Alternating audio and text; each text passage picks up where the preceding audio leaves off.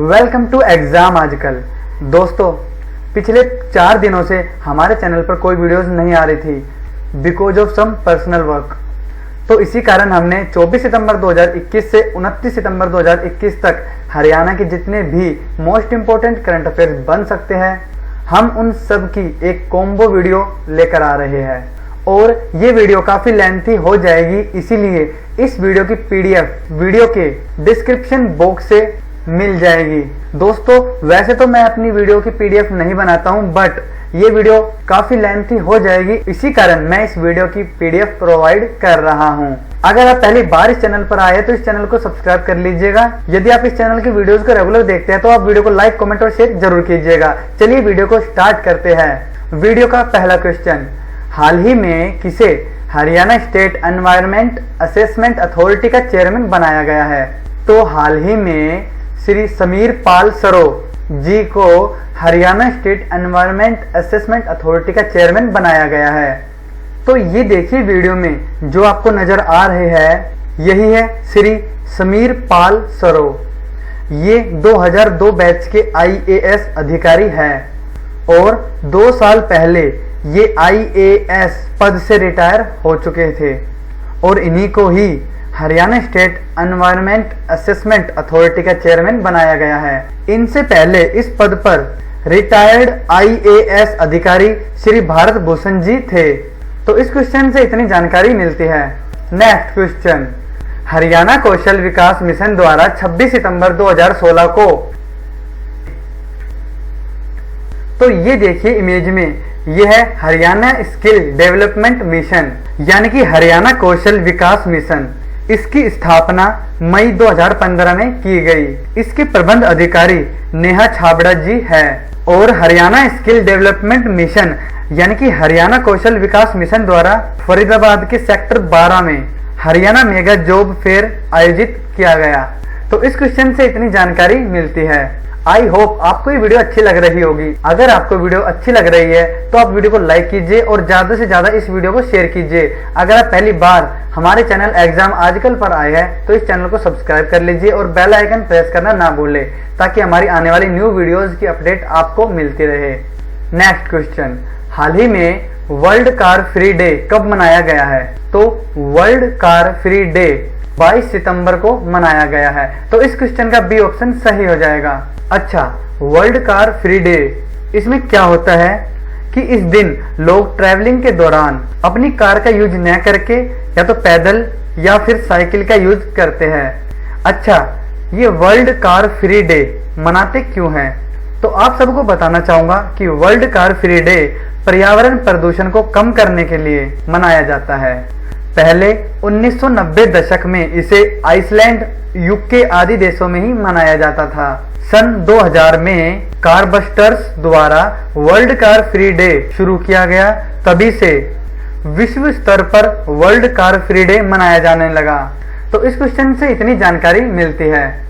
Next question, Haryana सरकार पर्यटन को बढ़ावा देने हेतु गीता महोत्सव की तर्ज पर किसकी शुरुआत करेगी? तो हरियाणा सरकार पर्यटन को बढ़ावा देने हेतु गीता महोत्सव की तर्ज पर कृष्ण महोत्सव की शुरुआत करेगी। तो इस क्वेश्चन का बी ऑप्शन सही हो जाएगा। तो ये देखिए इमेज में, जैसा कि आप देख सकते हैं, श्री कृष्ण महोत्सव पर चर्चा के लिए एक मीटिंग हुई थी और इसी मीटिंग में ही ये डिसीजन लिया गया था कि गीता महोत्सव की तर्ज पर श्री कृष्ण महोत्सव मनाया जाएगा। अच्छा, कृष्ण महोत्सव में क्या होगा? तो आप सबको बताना चाहूंगा, कृष्ण महोत्सव में श्री कृष्ण के जीवन प्रसंगों को झांकी, संगीत, नृत्य व आधुनिक तकनीक के सहयोग से मनमोहक अंदाज में दिखाया जाएगा तथा महाभारत में भगवान श्री कृष्ण की मार्गदर्शक के रूप में जो भूमिका रही उसे भी दिखाया जाएगा। तो इस क्वेश्चन से इतनी जानकारी मिलती है। नेक्स्ट क्वेश्चन, हरियाणा की अंबाला छावनी की निकलसन रोड व डीसी रोड का सौंदर्यीकरण किस देश की तर्ज पर किया जाएगा? तो हरियाणा की अंबाला छावनी की निकलसन रोड व डीसी रोड का सौंदर्यीकरण सिंगापुर देश की तर्ज पर किया जाएगा। तो इस क्वेश्चन का डी ऑप्शन सही हो जाएगा। और जिक्र हुआ है अंबाला का, तो यह है मैप में अंबाला। इसका गठन 1 नवंबर 1966 को किया गया। अंबाला मंडल में ही आता है। इसकी स्थापना 14वीं शताब्दी में अम्बा राजपूत द्वारा की गई। इसकी तहसील में अम्बाला, बराड़ा व नारायणगढ़ आते हैं। यहाँ का लिंगानुपात 885 है। साक्षरता दर 81.75 है। जनसंख्या घनत्व 717 व्यक्ति प्रति वर्ग किलोमीटर है। कुछ मान्यताओं के अनुसार इस जिले का अम्बाला नाम माँ भवानी देवी यानी कि माँ अम्बा के नाम पर रखा गया। और कुछ मान्यताओं के अनुसार यहाँ पर आम की सबसे अधिक पैदावार होने के कारण पहले इसे अम्बवाला और बाद में अम्बाला कहा जाने लगा। अच्छा, अम्बाला में है प्रसिद्ध पीर नोगजा की मजार और ऐसी मान्यता है कि मनोकामना पूरी होने पर इस दरगाह पर घड़ी चढ़ाई जाती है। प्रसिद्ध गजल गायिका जोहराबाई का संबंध अम्बाला से है। राज्य में हल्दी और आलू का सर्वाधिक उत्पादन अम्बाला में होता है। इसके उपनामों की बात की जाए तो अम्बाला को मिक्सी सिटी, वैज्ञानिक नगरी, विज्ञान नगरी और उपकरणों का शहर कहा जाता है। मशहूर बॉलीवुड अभिनेता ओमपुरी और मशहूर अभिनेत्री जूही चावला, परिणीति चोपड़ा, प्रियंका चोपड़ा अम्बाला से ही संबंधित है। तो अम्बाला से संबंधित जितनी बातें आपको बताई गई है ये आपको याद रखनी है, क्योंकि ये सभी बातें एग्जाम के पॉइंट ऑफ व्यू से इंपॉर्टेंट है और इस क्वेश्चन से आपको इतनी जानकारी मिलती है। नेक्स्ट क्वेश्चन, हरियाणा के किस जिले के चित्रकार गुरप्रीत सोनी की 30 पेंटिंग का अब्सोल्यूट आर्ट इंडिया की ओर से ऑनलाइन प्रदर्शनी लगाई गई? तो हाल ही में अब्सोल्यूट आर्ट इंडिया की ओर से गुरप्रीत सोनी की 30 पेंटिंग का ऑनलाइन प्रदर्शनी लगाई गई और ये हरियाणा के गुरुग्राम जिले से संबंधित है। तो इस क्वेश्चन का सी ऑप्शन सही हो जाएगा। तो ये देखिए इमेज में गुरुग्राम जिले के चित्रकार गुरप्रीत सोनी की 30 पेंटिंग की अब्सोल्यूट आर्ट इंडिया की ओर से ऑनलाइन प्रदर्शनी लगाई गई, जिसमें से एक पेंटिंग भगवान श्री कृष्ण की है। तो इस क्वेश्चन से इतनी जानकारी मिलती है। नेक्स्ट क्वेश्चन, देश के उप प्रधानमंत्री रहे जननायक चौधरी देवीलाल जी की कौन से जन्मदिन के उपलक्ष्य में इनकी सबसे ऊंची प्रतिमा की स्थापना हरियाणा के नूंह जिले में की गई? तो हाल ही में 25 सितंबर को देश के उप प्रधानमंत्री रहे जननायक चौधरी देवीलाल जी की 108वें जन्म दिवस के उपलक्ष्य में इनकी सबसे ऊंची प्रतिमा की स्थापना हरियाणा के नूंह जिले में की गई। तो इस क्वेश्चन का बी ऑप्शन सही हो जाएगा। तो ये देखिए इमेज में, इस प्रतिमा की ऊंचाई 42 फीट है, जो कि जननायक देवीलाल जी की अभी तक की सबसे ऊंची प्रतिमा है, जो हरियाणा के नूंह जिले के हिलालपुर गांव में स्थापित की गई। और जिक्र हुआ है नूंह जिले का, तो यह मैप में नूंह, इसका गठन 4 अप्रैल 2005 को हरियाणा के 20वें जिले के रूप में किया गया। फरीदाबाद मंडल में आता है। इसका क्षेत्रफल 1507 वर्ग किलोमीटर है।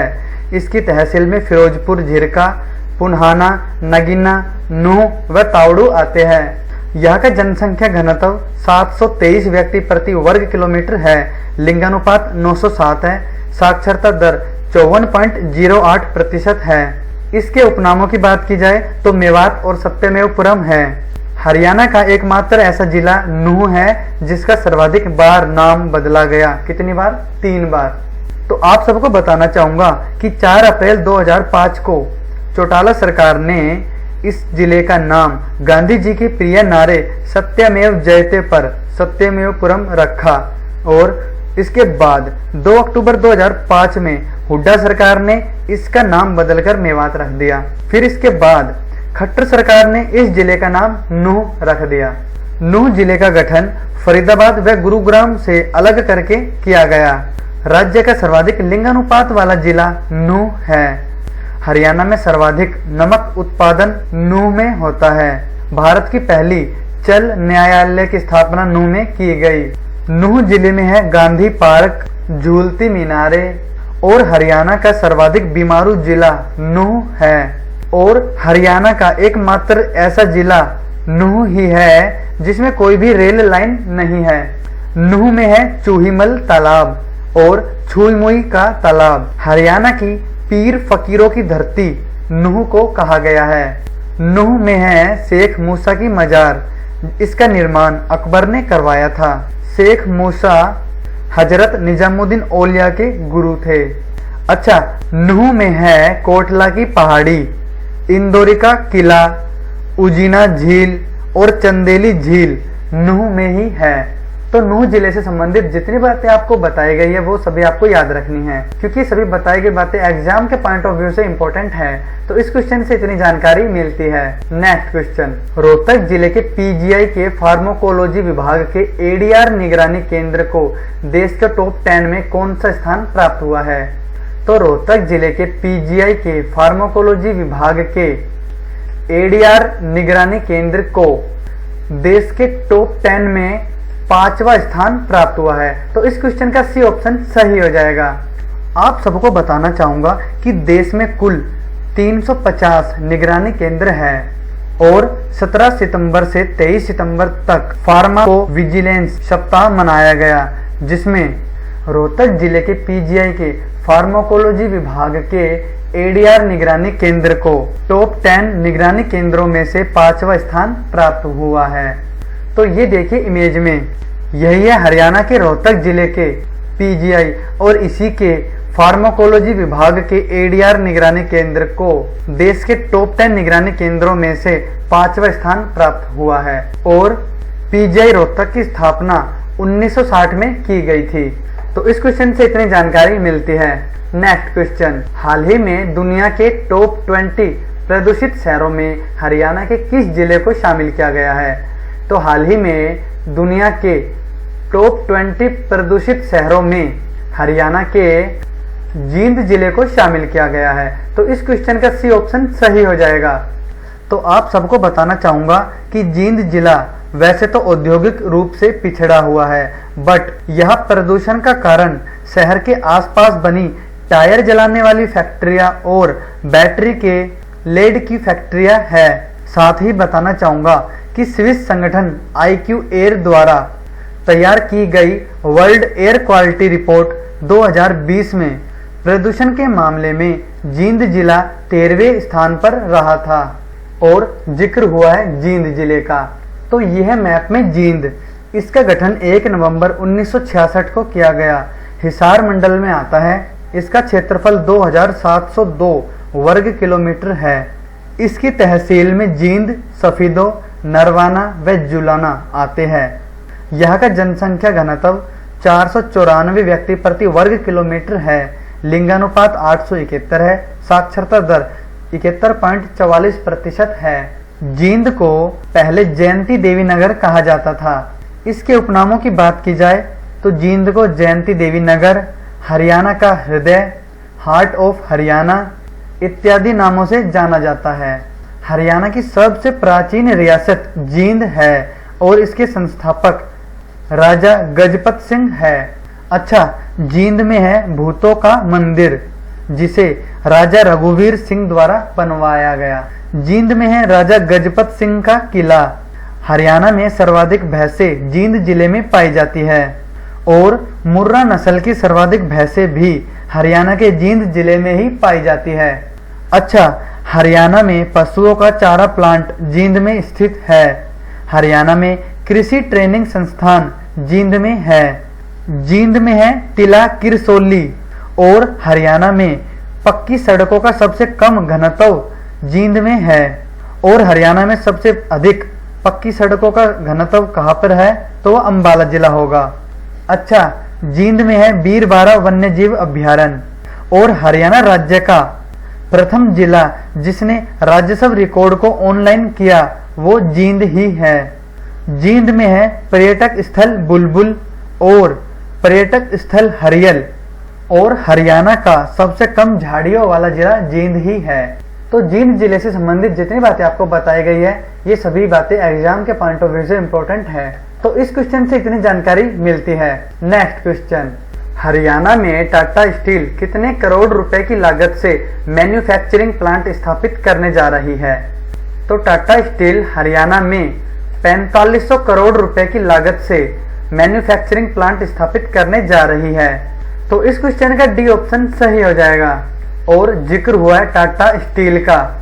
तो ये देखिए इमेज में टाटा स्टील, इसकी स्थापना 25 अगस्त 1907 को की गई और 1908 में काम शुरू हुआ।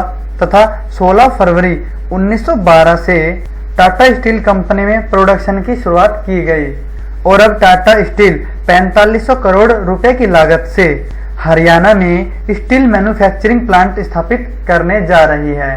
तो इस क्वेश्चन से इतनी जानकारी मिलती है। नेक्स्ट क्वेश्चन, हरियाणा के किस जिले में 6 करोड़ 50 लाख रुपए की लागत से मनोरंजन पार्क बनाया जा रहा है? तो हरियाणा के करनाल जिले में 6 करोड़ 50 लाख रुपए की लागत से मनोरंजन पार्क बनाया जा रहा है। तो इस क्वेश्चन का सी ऑप्शन सही हो जाएगा।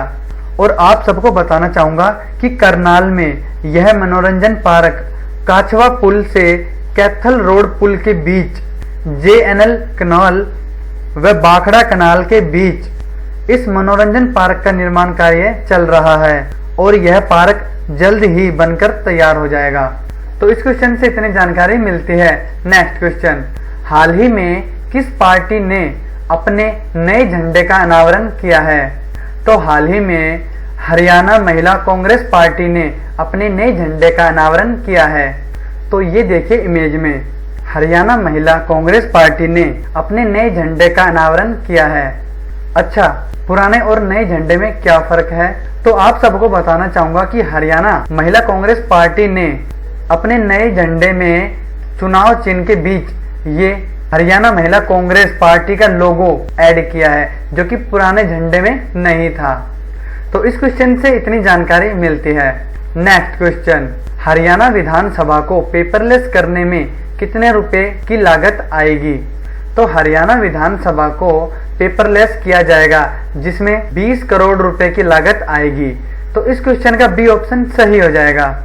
तो आप सबको बताना चाहूंगा, इस 20 करोड़ रुपए की लागत में 12 करोड़ रुपए राज्य सरकार देगी और 8 करोड़ रुपए की राशि केंद्र सरकार द्वारा प्रदान की जाएगी। तो इस क्वेश्चन से इतनी जानकारी मिलती है। नेक्स्ट क्वेश्चन, हरियाणा में गुटखा, तंबाकू इत्यादि के निर्माण, भंडारण व बिक्री करने वाले के खिलाफ किस अधिनियम के तहत कार्यवाही की जाएगी? तो आप सबको बताना चाहूंगा कि हरियाणा में गुटखा, तंबाकू इत्यादि के निर्माण, भंडारण और बिक्री करने वाले के खिलाफ खाद्य सुरक्षा व मानक अधिनियम 2006 के तहत कार्यवाही की जाएगी। तो इस क्वेश्चन का सी ऑप्शन सही हो जाएगा। तो आप सबको बताना चाहूंगा, हरियाणा सरकार ने गुटखा, तंबाकू इत्यादि के निर्माण, भंडारण और बिक्री पर बैन लगाया था, जो कि 1 वर्ष के लिए था। और अब हरियाणा सरकार ने गुटखा, तंबाकू इत्यादि के निर्माण, भंडारण व बिक्री के बैन को आने वाले 1 वर्ष के लिए बढ़ा दिया है। तो अब हरियाणा में 7 सितंबर 2021 से 7 सितंबर 2022 तक हरियाणा में गुटखा, तंबाकू इत्यादि पर प्रतिबंध रहेगा। तो इस क्वेश्चन से इतनी जानकारी मिलती है। नेक्स्ट क्वेश्चन, हरियाणा सरकार द्वारा किस योजना के तहत डेयरी स्थापित करने पर सब्सिडी प्रदान की जाएगी? तो हरियाणा सरकार द्वारा हाईटेक मिनी डेयरी योजना के तहत डेयरी स्थापित करने पर सब्सिडी प्रदान की जाएगी। तो इस क्वेश्चन का ए ऑप्शन सही हो जाएगा। तो आप सबको बताना चाहूंगा कि हाईटेक मिनी डेयरी योजना के तहत 4 से 10 दुधारू पशु, चाहे वो गाय हो या भैंस, की डेयरी स्थापित करने पर 25% सब्सिडी प्रदान करेगी और अनुसूचित जाति से जुड़े व्यक्तियों के लिए 2/3 दुधारू पशु की डेयरी व सुअर पालन के लिए हरियाणा सरकार द्वारा 50% सब्सिडी दी जाएगी और भेड़ व बकरियों की डेयरी स्थापित करने वाले व्यक्तियों को 90 यानी कि 90% सब्सिडी दी जाएगी। तो इस क्वेश्चन से इतनी जानकारी मिलती है। नेक्स्ट क्वेश्चन, साइबर ठगी की शिकायत हेतु साइबर सेल ने कौन सा टोल फ्री नंबर जारी किया है? तो साइबर ठगी की शिकायत हेतु साइबर सेल ने 155-260 टोल फ्री नंबर जारी किया है। तो इस क्वेश्चन का सी ऑप्शन सही हो जाएगा। अच्छा, ये साइबर ठगी ये क्या है? तो आप सबको बताना चाहूंगा कि साइबर ठगी ऑनलाइन ठगी को कहा जाता है। तो ये साइबर ठगी या ऑनलाइन ठगी ये क्या है? सबने देखा होगा न्यूज़पेपर में या टीवी में कि लोगों के पास तरह तरह की कॉल आती है कि आपकी लॉटरी लग गई है उनको तरह तरह की लालच दी जाती है या फिर उनको डराया जाता है कि आपका एटीएम ब्लॉक हो जाएगा, हम बैंक से बोल रहे हैं, इत्यादि इत्यादि नए नए तरीके यूज किए जाते हैं जिससे कि लोगों को ठगा जा सके। और इसी वजह से साइबर सेल ने टोल फ्री नंबर 155-260 जारी किए हैं कि जो भी व्यक्ति साइबर ठगी का शिकार हुआ है वो इस टोल फ्री नंबर पर कॉल करके अपनी शिकायत दर्ज करवा सकता है। तो इस क्वेश्चन से इतनी जानकारी मिलती है। नेक्स्ट क्वेश्चन, प्रसार भारती महानिदेशालय नई दिल्ली द्वारा हरियाणा के किस दूरदर्शन रिले केंद्र को प्रसारण सेवाएं बंद करने के आदेश पत्र जारी किया है? तो हाल ही में प्रसार भारती महानिदेशालय नई दिल्ली द्वारा हरियाणा के नारनौल व रेवाड़ी दूरदर्शन रिले केंद्र को प्रसारण सेवाएं बंद करने के आदेश पत्र जारी किया है। तो इस क्वेश्चन का सी उपरोक्त दोनों सही हो जाएगा। और आप सबको बताना चाहूंगा कि प्रसार भारती महानिदेशालय नई दिल्ली द्वारा 20 सितंबर 2021 को नारनौल व रेवाड़ी दूरदर्शन रिले केंद्र को प्रसारण सेवाएं बंद करने के लिए पत्र जारी किया है और 30 अक्टूबर 2021 के बाद ये सेवाएं बंद कर दी जाएगी। तो आप सबको बताना चाहूंगा कि पहले एंटीना लगाने से ही दूरदर्शन के सभी कार्यक्रम आप देख सकते थे, लेकिन 31 अक्टूबर 2021 के बाद जिन लोगों को दूरदर्शन के कार्यक्रमों को देखना होगा तो उन लोगों को डीडी फ्री डिश लगवानी पड़ेगी। तो इस क्वेश्चन से इतनी जानकारी मिलती है। नेक्स्ट क्वेश्चन, हरियाणा शिक्षा विभाग ने सरकारी स्कूलों के दिव्यांग छात्रों को पर्वतारोहण के गुर सिखाने हेतु किस पीक का चयन किया है? तो हरियाणा शिक्षा विभाग द्वारा सरकारी स्कूलों के दिव्यांग छात्रों को पर्वतारोहण के गुर सिखाने के लिए यूनम पीक का चयन किया गया है। तो इस क्वेश्चन का ए ऑप्शन सही हो जाएगा। आप सबको बताना चाहूंगा कि यूनम पीक हिमाचल के लाहौल क्षेत्र में स्थित है और इस पीक की ऊंचाई 6111 मीटर है। और यूनम पीक का हरियाणा शिक्षा विभाग द्वारा सरकारी स्कूलों के दिव्यांग छात्रों को पर्वतारोहण के गुर सिखाने हेतु यूनम पीक का चयन किया गया है। तो इस क्वेश्चन से इतनी जानकारी मिलती है। नेक्स्ट क्वेश्चन, हरियाणा के गुरुग्राम के भूजल स्तर की बढ़ोतरी के लिए कौन सी यूनिवर्सिटी शोध कार्य करेगी? तो हरियाणा के गुरुग्राम के भूजल स्तर की बढ़ोतरी के लिए कोलंबिया यूनिवर्सिटी शोध कार्य करेगी। तो इस क्वेश्चन का बी ऑप्शन सही हो जाएगा। जिक्र हुआ है कोलंबिया यूनिवर्सिटी का, तो ये देखिए इमेज में, यही है कोलंबिया यूनिवर्सिटी और यह यूनिवर्सिटी अमेरिका के न्यूयॉर्क में स्थित है। इसकी स्थापना 1754 में की गई। इस यूनिवर्सिटी का पुराना नाम किंग्स कॉलेज था, जो कि 1754 से 1784 तक इस यूनिवर्सिटी का नाम रहा। और इस यूनिवर्सिटी का मोटो क्या है? तो इस यूनिवर्सिटी का मोटो इंग्लिश में है, in thy light shall we light. क्या है? In thy light shall we see light, जिसका मतलब है तेरे प्रकाश में हम देखेंगे। और कोलंबिया यूनिवर्सिटी गुरुग्राम जिले में आगामी 5 वर्षों में भूजल स्तर 5 मीटर तक बढ़ाने के लिए शोध कार्य करेगी। तो इस क्वेश्चन से इतनी जानकारी मिलती है। नेक्स्ट क्वेश्चन, हरियाणा के किस विभाग ने विद्यार्थियों की सुविधा हेतु मार्कशीट व माइग्रेशन सर्टिफिकेट को ऑनलाइन कर दिया है? तो हाल ही में Haryana board of school education ने विद्यार्थियों की सुविधा हेतु मार्कशीट व माइग्रेशन सर्टिफिकेट को ऑनलाइन कर दिया है। तो इस क्वेश्चन का ए ऑप्शन सही हो जाएगा। HBSE यानी कि Haryana board of school education. और आप सबको बताना चाहूंगा कि Haryana board of school education ने 1970 के बाद का पूरा रिकॉर्ड ऑनलाइन कर दिया है और अब विद्यार्थियों को मार्कशीट व माइग्रेशन सर्टिफिकेट के लिए भिवानी नहीं जाना पड़ेगा। और जिन विद्यार्थियों को मार्कशीट व माइग्रेशन सर्टिफिकेट चाहिए वो अपने नजदीकी सरल व अंत्योदय केंद्र में जाकर सर्टिफिकेट को प्राप्त कर सकते हैं। जिक्र हुआ है Haryana board of school education का, तो ये देखिए इमेज में, ये है Haryana board of school education. इसकी स्थापना 1969 यानी कि 1969 में चंडीगढ़ में की गई थी और बाद में 1981 में इसे भिवानी में स्थानांतरित कर दिया गया था। अच्छा, Haryana board of school education ने सेमेस्टर प्रणाली को कब अपनाया था? तो आपको बताना चाहूंगा, Haryana board of school education ने सन 2006 में सेमेस्टर प्रणाली को अपनाया था। तो इस क्वेश्चन से इतनी जानकारी मिलती है। नेक्स्ट क्वेश्चन, हाल ही में हरियाणा के चर्चित भैंसा सुल्तान का हार्ट अटैक से निधन हो गया है, यह किस जिले से संबंधित था? तो हाल ही में हरियाणा की चर्चित भैंसा सुल्तान का हार्ट अटैक से निधन हो गया है और यह हरियाणा के कैथल जिले से संबंधित था। तो इस क्वेश्चन का सी ऑप्शन सही हो जाएगा। तो ये देखिए इमेज में, यही है हरियाणा के कैथल जिले के बूढ़ाखेड़ा गांव से सुल्तान, और हाल ही में सुल्तान का हार्ट अटैक के कारण निधन हो गया है। आप सबको बताना चाहूंगा कि सुल्तान ने 2013 में आयोजित राष्ट्रीय पशु सौंदर्य प्रतियोगिता में राष्ट्रीय विजेता का खिताब जीता था।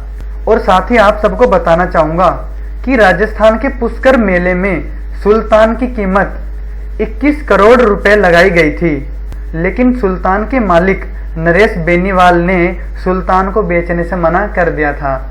और जिक्र हुआ है कैथल जिले का, तो यह मैप में कैथल, इसकी स्थापना 1 नवंबर 1989 को की गई। करनाल मंडल में आता है। इसका क्षेत्रफल 2317 वर्ग किलोमीटर है। यहाँ का जनसंख्या घनत्व 464 व्यक्ति प्रति वर्ग किलोमीटर है। लिंगानुपात 881 है। साक्षरता दर 69.15% है। इसकी तहसील में कैथल, गुहला, कलायत, फतेहपुर व पुंडरी आते हैं। इसके उपनामों की बात की जाए तो कपिल मुनि नगर, गुरुद्वारों का शहर और कपि स्थल इत्यादि कैथल जिले के उपनाम है।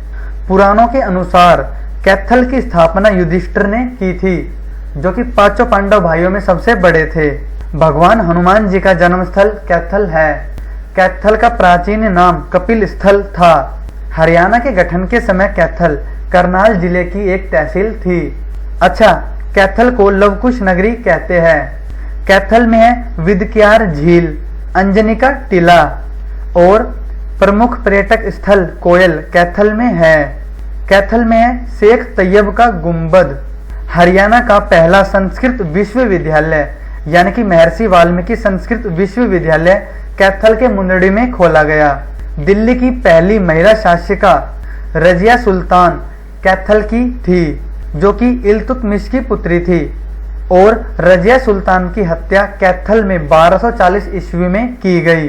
रजिया सुल्तान का मकबरा कैथल में ही है। और मुगल शासक बाबर का सर्वाधिक विरोध करने वाले मोहन सिंह मंडार कैथल से संबंधित है। कैथल में है बाबा लुदाना तीर्थ स्थल, टोपियों वाला गुरुद्वारा, गुरुद्वारा नीम साहिब, गुरुद्वारा मंजी साहिब, श्री 11 रुद्री शिव मंदिर, बड़ी देवी मंदिर, सनातन धर्म मंदिर, गीता भवन मंदिर, कुट्टी शिव मंदिर, देव का मंदिर, अंबकेश्वर मंदिर इत्यादि कैथल जिले में है। तो कैथल जिले से संबंधित जितनी बातें आपको बताई गई है वो आपको याद रखनी है। इस क्वेश्चन से इतनी जानकारी मिलती है। नेक्स्ट क्वेश्चन, पंडित दीनदयाल उपाध्याय जी की जयंती पर मनोहर लाल खट्टर जी ने कितने आईटी प्लेटफॉर्म लॉन्च किए? तो पंडित दीनदयाल उपाध्याय जी की जयंती पर हरियाणा के मुख्यमंत्री श्री मनोहर लाल खट्टर जी ने 3 आईटी प्लेटफॉर्म लॉन्च किए। तो इस क्वेश्चन का ए ऑप्शन सही हो जाएगा। अच्छा, ये 3 आईटी प्लेटफॉर्म कौन कौन से हैं? तो नंबर 1 पर है समर्पण पोर्टल और नंबर 2 पर हरियाणा कौशल विकास मिशन द्वारा विकसित हुनर हरियाणा ऐप और नौकरी व रोजगार ऐप, और तीसरे नंबर पर है FCD यानी कि फॉरेन कॉरपोरेट डिपार्टमेंट की ऑथोराइज्ड वेबसाइट का शुभारंभ। तो ये 3 आईटी प्लेटफॉर्म हैं जिन्हें हरियाणा के मुख्यमंत्री श्री मनोहर लाल खट्टर जी ने लॉन्च किया। तो इस क्वेश्चन से इतनी जानकारी मिलती है। नेक्स्ट क्वेश्चन, हरियाणा के किस जिले में आदित्य बिरला ग्रुप द्वारा 1140 करोड़ रुपए की लागत से पेंट निर्माण संयंत्र स्थापित किया जाएगा? तो हरियाणा के पानीपत जिले में आदित्य बिरला ग्रुप द्वारा 1140 करोड़ रुपए की लागत से पेंट निर्माण संयंत्र स्थापित किया जाएगा। तो इस क्वेश्चन का सी ऑप्शन सही हो जाएगा। अच्छा, जिक्र हुआ है आदित्य बिरला ग्रुप का, तो ये देखिए इमेज में, यही है आदित्य बिरला ग्रुप और यही हरियाणा के पानीपत जिले में 1140 करोड़ रुपए की लागत से पेंट निर्माण संयंत्र स्थापित करेगा, जो कि 70 एकड़ के क्षेत्र में स्थापित किया जाएगा। और आदित्य बिरला ग्रुप, इसकी स्थापना 1857 में सेठ शिव नारायण बिड़ला जी द्वारा की गई। इसका मुख्यालय मुंबई में है। तो इस क्वेश्चन से इतनी जानकारी मिलती है।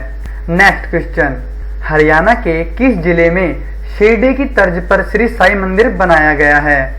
तो शिरडी की तर्ज पर श्री साई मंदिर हरियाणा के पानीपत जिले में बनाया गया है। तो इस क्वेश्चन का डी ऑप्शन सही हो जाएगा। अगर थोड़ा डिटेल में बात करें तो पानीपत में ऊझा रोड पर शिरडी की तर्ज पर श्री साई मंदिर बनाया गया है। जिक्र हुआ है पानीपत जिले का। तो यह है मैप में पानीपत जिले का गठन 2 बार किया गया। इस जिले का पहली बार गठन 1 नवंबर 1989 को और दूसरी बार 1 जनवरी 1992 को किया गया। इसका क्षेत्रफल 1268 वर्ग किलोमीटर है। इसकी तहसील में पानीपत, समालखा, बापोली व इसराना आते हैं। इसका जनसंख्या घनत्व 951 व्यक्ति प्रति वर्ग किलोमीटर है। लिंगानुपात 864 है। साक्षरता दर 75.94% है। और पानीपत को बुनकर नगरी कहा जाता है। इसका पुराना नाम पनप्रस्थ व पांडुपस्थ है। और पानीपत शहर युद्ध के अखाड़े के नाम से प्रसिद्ध है। पानीपत जिले में 3 ऐतिहासिक युद्ध लड़े गए। पानीपत का पहला युद्ध सन 1526 में बाबर व इब्राहिम लोदी के बीच लड़ा गया, जिसमें बाबर विजयी हुआ। पानीपत का दूसरा युद्ध सन 1556 में अकबर के संरक्षक बैरम खां और हेमचंद्र विक्रमादित्य यानी कि हेमू के बीच लड़ा गया, जिसमें अकबर का संरक्षक बैरम खां विजयी रहा। पानीपत का तीसरा युद्ध सन 1761 में लड़ा गया, जो कि अहमद शाह अब्दाली और मराठों के बीच लड़ा गया और इसमें अहमद शाह अब्दाली विजयी रहा। बेटी बचाओ बेटी पढ़ाओ योजना की शुरुआत 22 जनवरी 2015 से पानीपत जिले से की गई।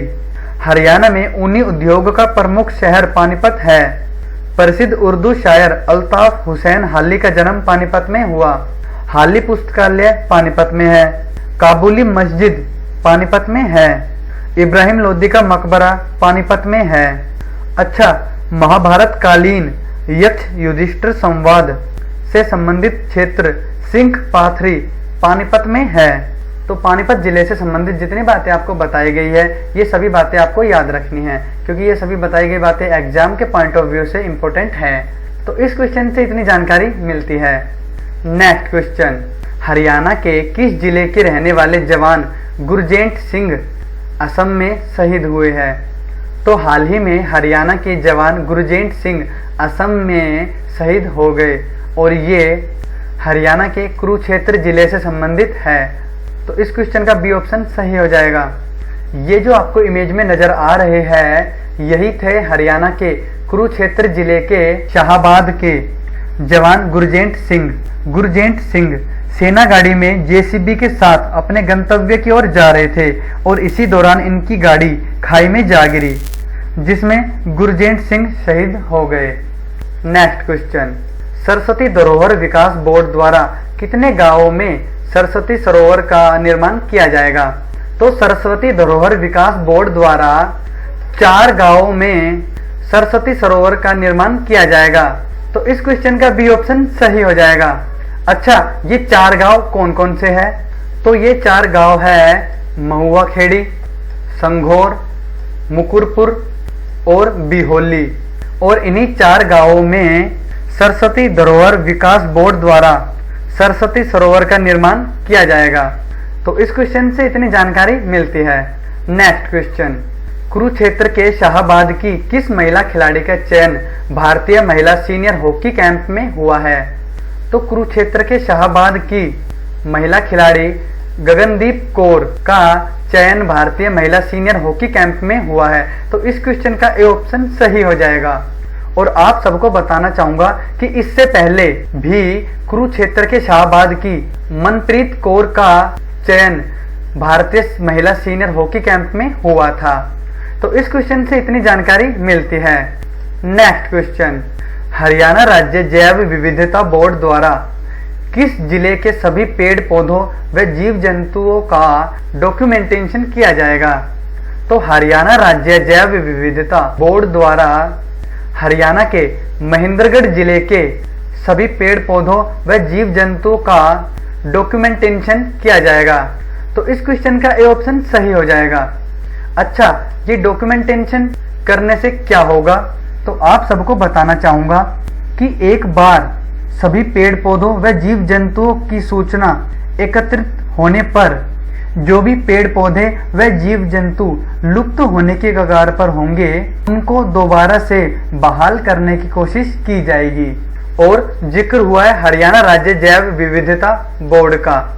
तो ये देखिए इमेज में, यह है हरियाणा स्टेट बायोडाइवर्सिटी बोर्ड, यानी कि हरियाणा राज्य जैव विविधता बोर्ड, और इसके चेयरमैन श्री गुलशन आहूजा जी हैं। तो इस क्वेश्चन से इतनी जानकारी मिलती है। नेक्स्ट क्वेश्चन, हाल ही में किसने गुरुग्राम में अतिरिक्त आयुक्त आयकर का कार्यभार संभाला है? तो हाल ही में गुरुग्राम में अतिरिक्त आयुक्त आयकर का कार्यभार संभाला है श्री ए.के. धीर ने। तो ये देखिए इमेज में जो आपको नजर आ रहे हैं, यही है श्री ए.के. धीर। ये 2006 बैच के IAS अधिकारी है और भारतीय राजस्व सेवा यानी कि IRS के अधिकारी हैं, और इन्होंने ही गुरुग्राम में अतिरिक्त आयुक्त आयकर का कार्यभार संभाला है। तो इस क्वेश्चन से इतनी जानकारी मिलती है। नेक्स्ट क्वेश्चन, हाल ही में किस यूनिवर्सिटी में पर्यावरण को साफ सुथरा रखने के लिए वर्मी कंपोस्ट की शुरुआत की गई है? तो हाल ही में पर्यावरण को साफ सुथरा रखने के लिए वर्मी कंपोस्ट की शुरुआत की गई है, और ये की गई है हरियाणा की सुशांत यूनिवर्सिटी में। तो इस क्वेश्चन का ए ऑप्शन सही हो जाएगा, और जिक्र हुआ है सुशांत यूनिवर्सिटी का। तो ये देखिए इमेज में, ये है सुशांत यूनिवर्सिटी, और सुशांत यूनिवर्सिटी हरियाणा के गुरुग्राम जिले के सेक्टर 55 में स्थित है। इस यूनिवर्सिटी की स्थापना सन 2012 में की गई थी। तो इस क्वेश्चन से इतनी जानकारी मिलती है। तो दोस्तों ये वीडियो लेंथी जरूर हो गई है, बट इस वीडियो में 24 सितंबर से लेकर 29 सितंबर तक जितने भी करंट अफेयर्स बन सकते हैं उन सबको हमने इस वीडियो में कवर कर लिया है। और ये वीडियो लेंथी होने के कारण ही इस वीडियो की PDF मैं आपको इस वीडियो के डिस्क्रिप्शन बॉक्स में दे दूंगा। अगर आपको हमारी मेहनत पसंद आ रही है और ये वीडियो आपको यूजफुल लग रही है तो इस वीडियो को ज्यादा से ज्यादा आप शेयर कीजिएगा। नेक्स्ट क्वेश्चन, हरियाणा की किस यूनिवर्सिटी में गांधी जयंती के उपलक्ष्य में 26 सितंबर से लेकर 2 अक्टूबर तक स्वच्छता पर्व मनाया जाएगा?